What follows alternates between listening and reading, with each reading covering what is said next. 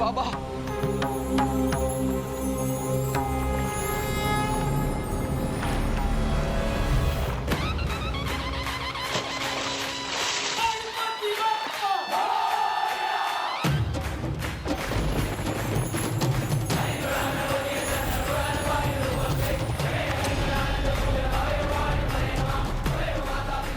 तो हम भी तुम पर उसी दिन विश्वास करेंगे जिस दिन गणपति बप्पा भव्य दर्शन देने आएंगे तुम्हें।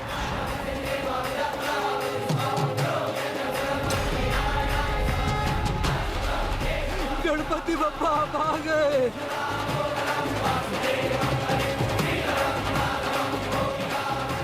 मुझे पूर्ण विश्वास था कि आप आएंगे।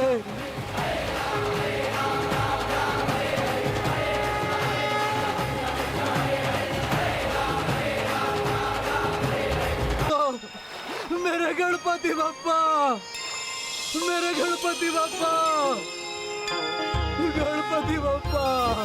सुनो गणेशा हम भक्त तेरे, सुनो गणेशा हम भक्त तेरे प्रभु तेरे। गणपति बप्पा, गणपति बप्पा, गणपति बप्पा, गणपति बप्पा, गणपति बप्पा, गणपति बप्पा, गणपति बप्पा।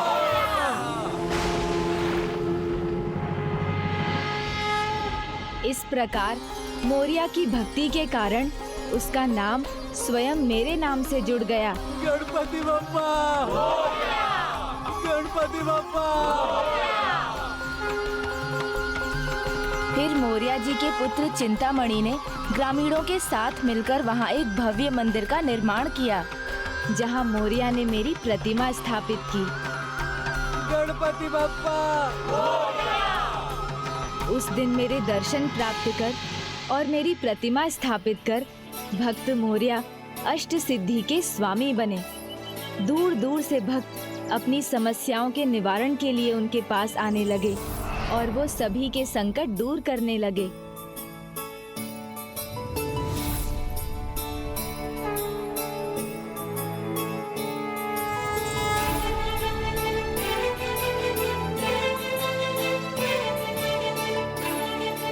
गणपति बप्पा।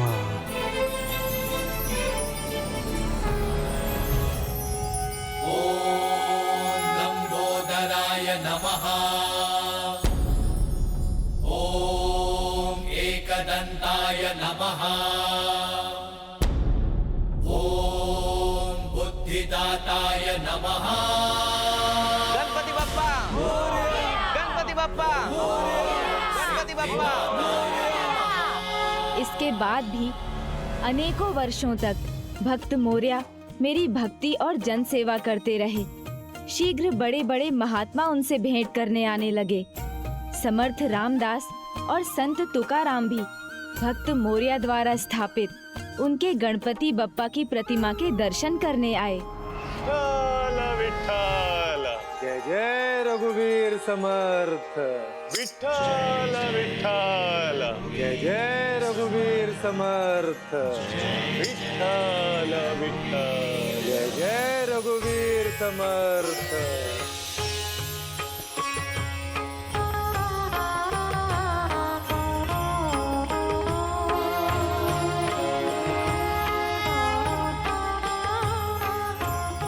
संत तुकाराम जी, भक्त शिरोमणि समर्थ रामदास जी, आपका स्वागत है।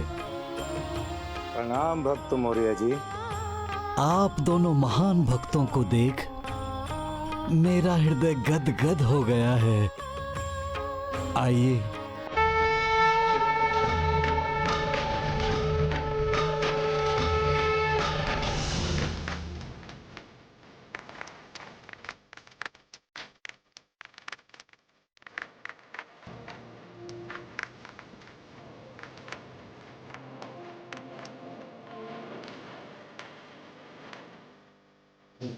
जय देव जय मंगल मूर्ति श्री मंगल।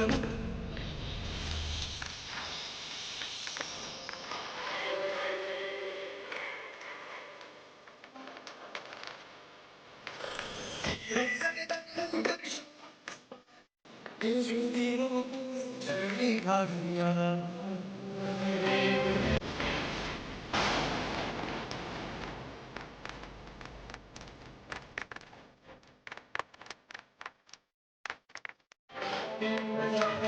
लंबोदर पीतांबर मंबर बंधना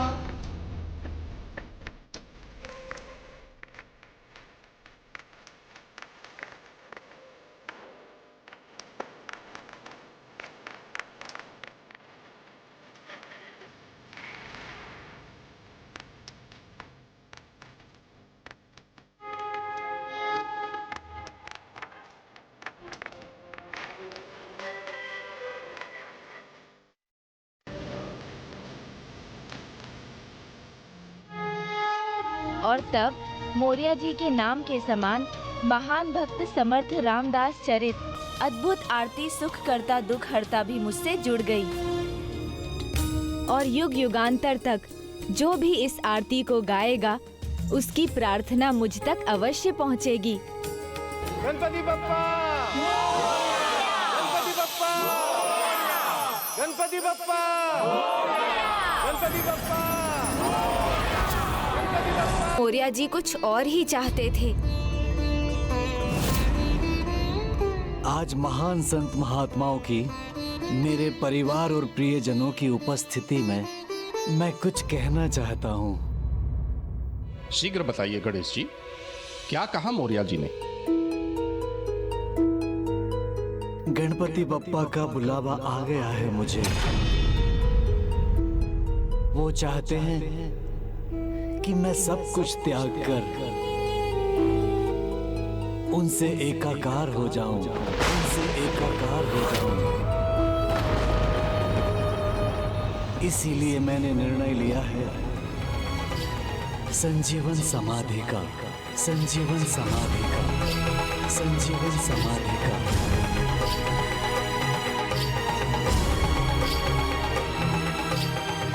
संजीवन समाधि प्रभु?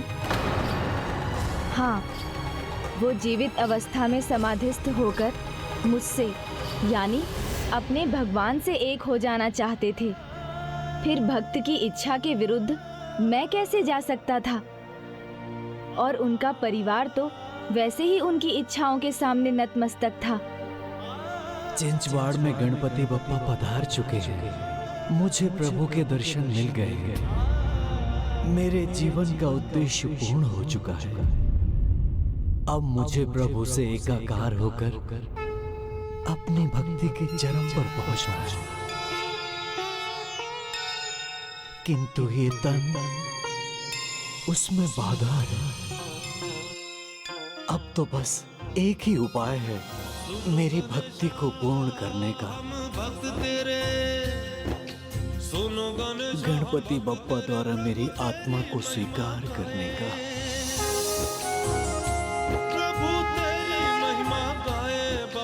और इस प्रकार अपने जीवन का अंतिम ध्येय उन्होंने पा लिया।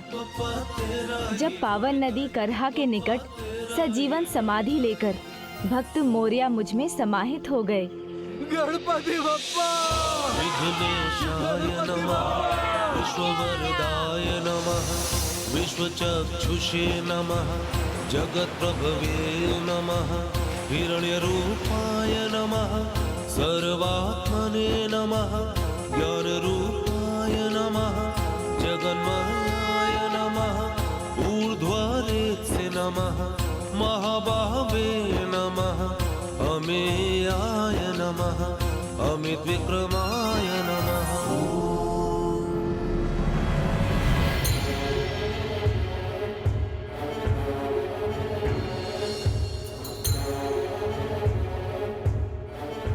गणपति बप्पा,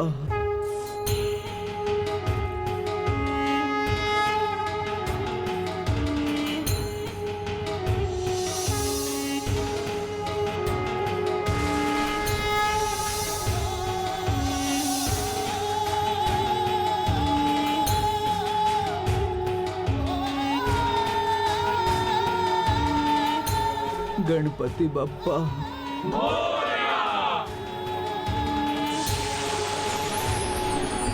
इस प्रकार आज भी सजीवन समाधि से भक्त मोरिया अन्य भक्तों का उद्धार करते हैं। भक्त मोरिया ने सदा अपना विश्वास अडिग रखा, अनेकों उपहास सहे, किंतु भक्ति का अनुपम उदाहरण प्रस्तुत किया। ये प्रमाणित कर दिया कि जिनको अपने आराध्य में अडिग विश्वास होता है, उन भक्तों की भक्ति अवश्य सफल होती है और स्वयं भगवान उनके पास आने को विवश हो जाते हैं। और पुष्पदंत जी, अपने हाथ देखिए।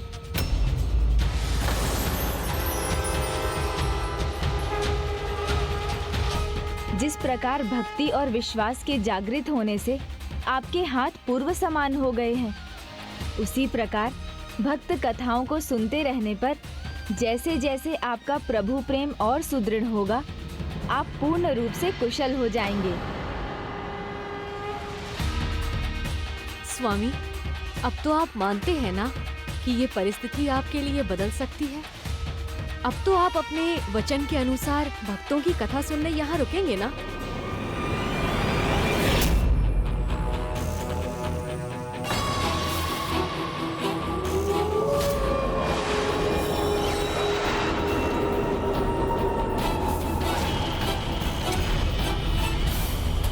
नहीं, मुझे विश्वास नहीं होता।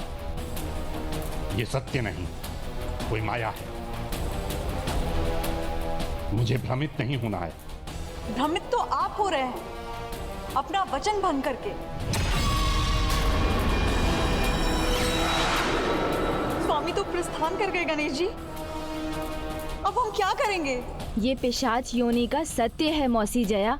इस योनि को जो भोगते हैं वो स्वयं अपने हाथों कुल्हाड़ी का वार अपने पांवों पर ही करते हैं, और यदि कोई उनकी सहायता करना चाहे, उन्हें उचित मार्ग दिखाए, तो वो उससे दूर भागते हैं। इसलिए सदा भटकते रहते हैं वो।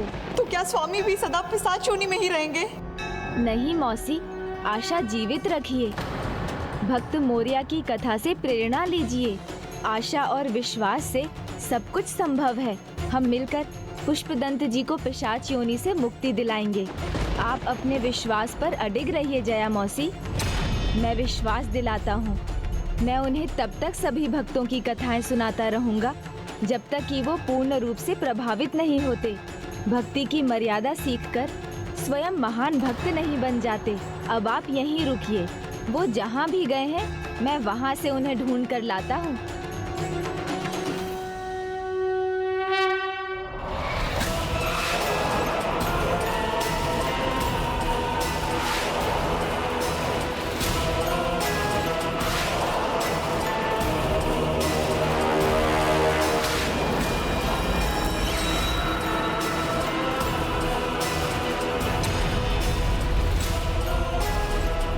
कहाँ गए होंगे पुष्पदंत जी?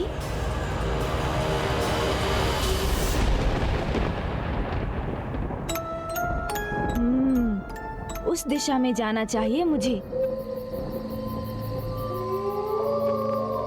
गणेश जी, इस बार ढूंढते रह जाएंगे किंतु पकड़ नहीं सकेंगे मुझे।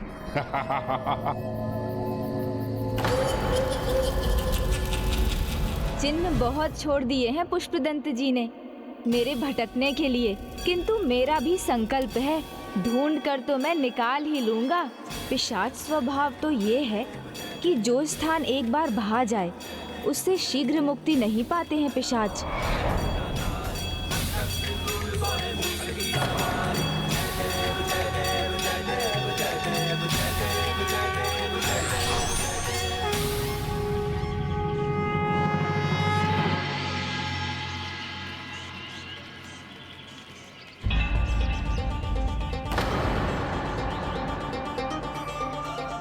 अवश्य पुष्पदंत जी यही हैं, इसी ग्राम में किसी दुर्बल पुरुष के तन में होंगे।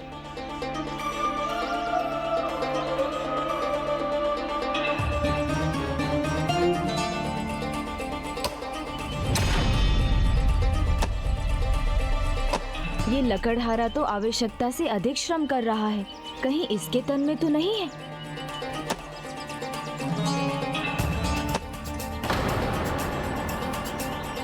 प्रणाम महाराज। नहीं, ये तो सामान्य ही है। कभी कभी जो दिखता है वो होता नहीं। ये अवश्य बलशाली है।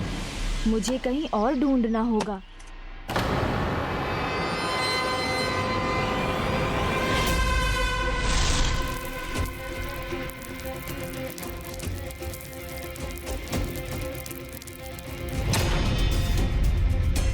अरे ये आम गिर गया।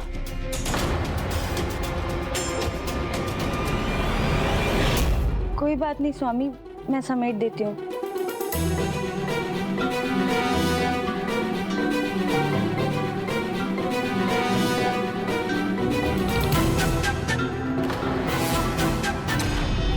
लो, ये देख लो कैसा सत्यानाश हो रहा है यहाँ।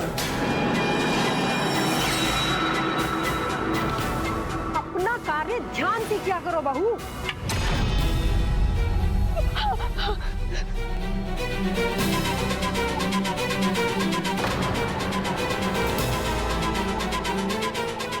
शीघ्र करो। अरे हम सब अपना कार्य सुचारू रूप से कर लेंगे, आप अपने कार्य पे ध्यान दीजिए। मैं भी ठीक इसी तरह सदा दूसरों को आदेश देता रहता था। शीघ्रता करो।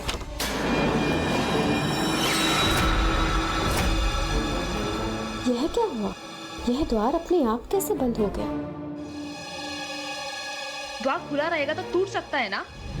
मायका नहीं है तुम्हारा, वहां से द्वार नहीं लाइए तुम। ध्यान रखा करो। मुझे क्षमा कर दीजिए दीदी, मैं आपसे ध्यान रखूंगी। भाभी, क्या ये छोटी भाभी कैसा नींबू को काढ़ा बना दिया शीतल पे के स्थान पे। देखो ना माँ, इनसे एक भी कार्य ठीक से होता ही नहीं है। लेकिन आपने ही तो कहा था ना कि शक्कर कम डालनी है।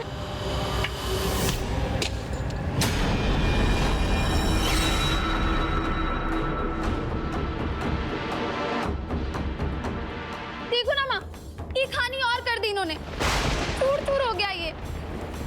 हाँ भाभी, ये मुझे मेरे ससुराल लेकर जाना था।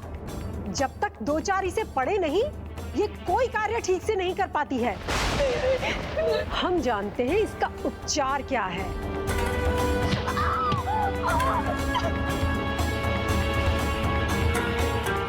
चलो, ये सब समेटो अभी।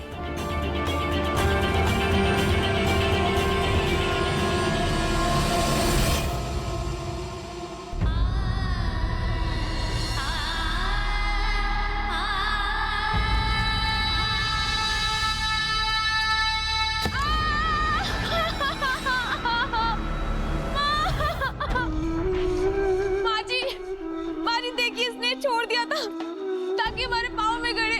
नहीं नहीं दीदी, मैंने जानबूझ के नहीं किया है। इतना छोटा सा कार्य भी नहीं कर सकती हो तुम।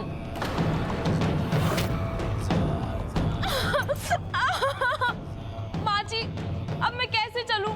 इतना सारा कार्य है, अब ये कौन करेगा? ये करेगी। चलो उठो, ये सफाई करो, वस्त्र धो, पात्र धो और शीघ्रता से बाकी के कार्य संपन्न करो। उसके बाद ही तुम्हें भोजन मिलेगा, समझी?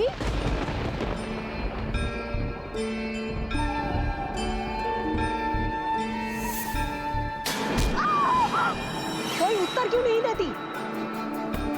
हाँ माँ, मैं समझ गई। आप जो बोलोगे मैं सब करूंगी।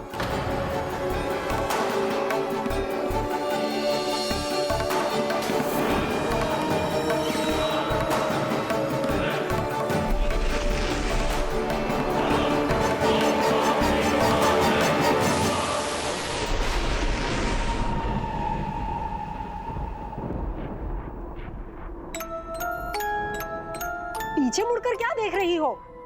चलो घर के सारे कार्य संपन्न करो।